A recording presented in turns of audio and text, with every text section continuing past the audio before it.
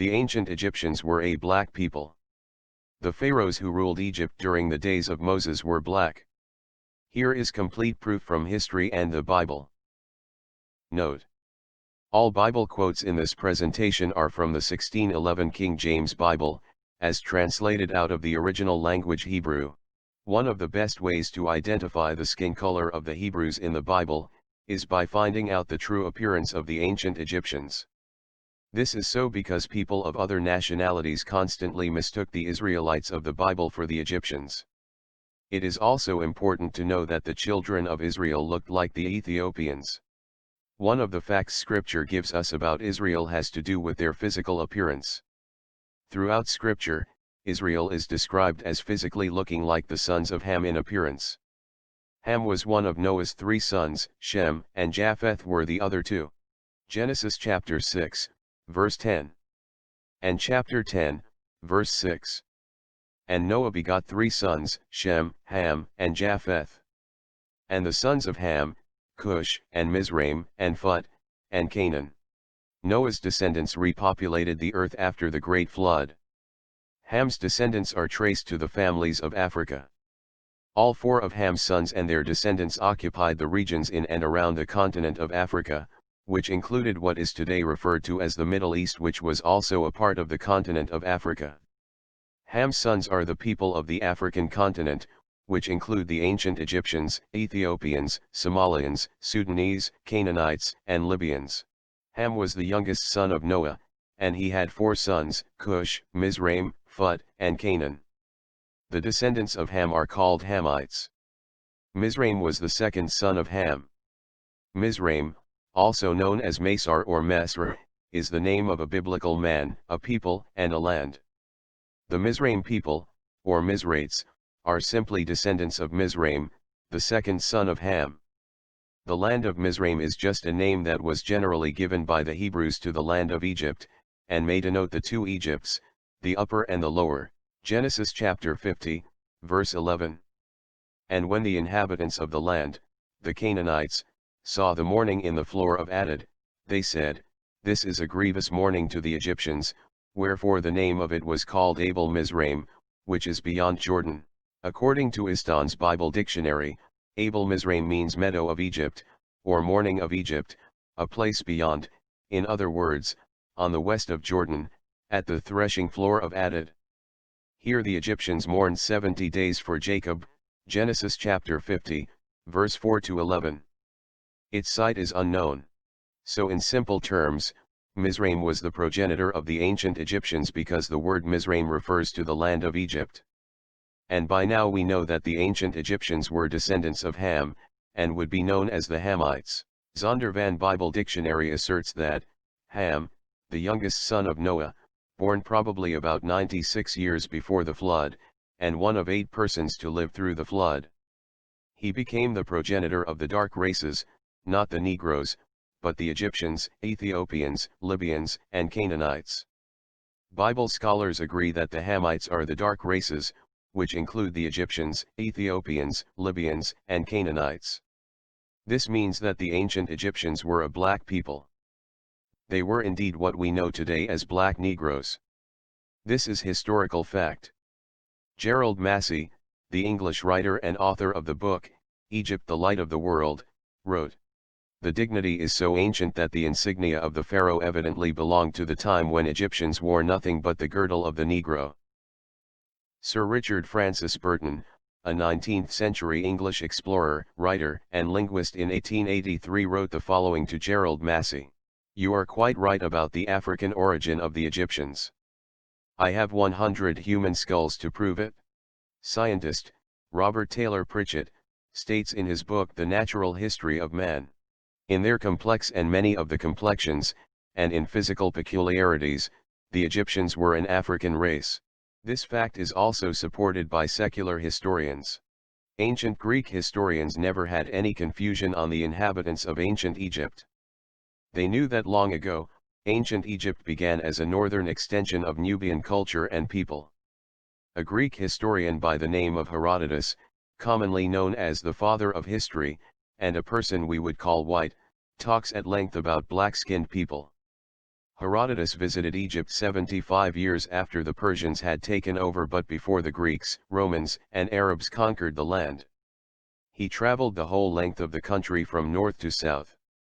David H. Kelly in his book, Egyptians and Ethiopians, Color, Race, and Racism, quotes Herodotus as stating that the Colchians, Ethiopians, and Egyptians have thick lips, broad nose, woolly hair and they are burnt skin. The Colchidans are Egyptians by race. The Colchidans were descended from soldiers of Sesostris, Senusret, an Egyptian pharaoh. I had conjectured as much myself from 2 pointers, firstly because they have black skins and kinky hair.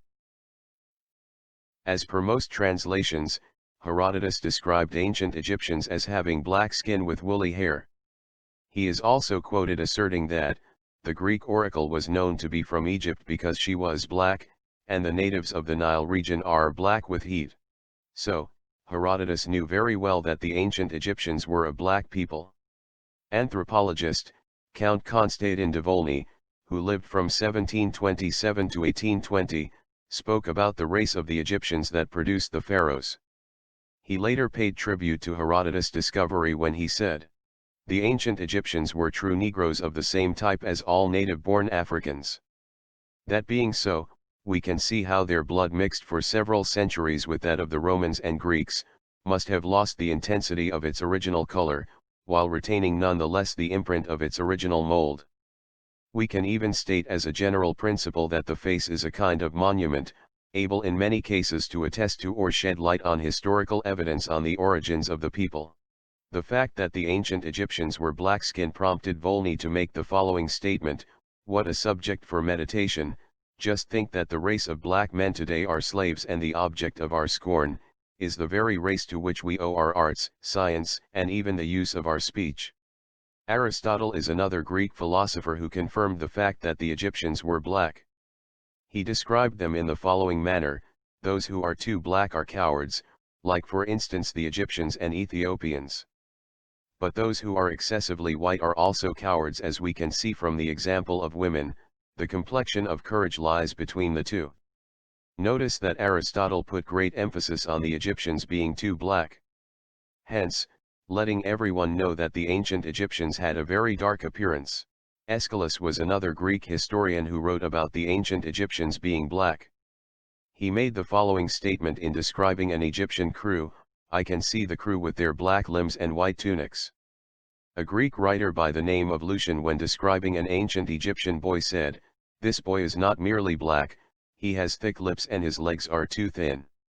At this point, it cannot be denied that the ancient Greeks knew that the Egyptians were definitely dark people, because they interacted with them socially, politically, and economically. Ammianus Marcellinus was a Roman soldier and historian who wrote the penultimate major historical account surviving from antiquity. He observed the following concerning the ancient Egyptians: "The men of Egypt are mostly brown and black with a skinny and desiccated look." Ammianus Marcellinus's confirmation of the fact that the Egyptians were black cannot be overemphasized. Professor Cheikh Hunter Diop was a Senegalese historian, anthropologist, physicist, and politician who studied the human race's origins and pre-colonial African culture. He wrote a book entitled The African Origin of Civilization, Myth or Reality, in which he states that ancient Egypt was a Negro civilization. The history of Black Africa will remain suspended in the air and cannot be written correctly until African historians dare to connect it with the history of Egypt. The African historian who evades the problem of Egypt is neither modest nor objective nor unruffled. He is ignorant, cowardly, and neurotic. The ancient Egyptians were Negroes. The moral fruit of their civilization is to be counted among the assets of the black world.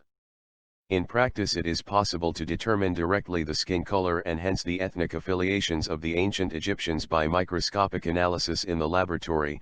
I doubt if the sagacity of the researchers who have studied the question has overlooked the possibility. The evidence concerning the true appearance of the ancient Egyptians is so overwhelming that only people with an agenda dare to reject the fact that the Egyptians were black. An Egyptologist by the name of Stuart Tyson Smith wrote an article that was published by Oxford University in which he asserted that Any characterization of race of the ancient Egyptians depends on modern cultural definitions, not on scientific study. Thus, by modern American standards it is reasonable to characterize the Egyptians as black, while acknowledging the scientific evidence for the physical diversity of Africans.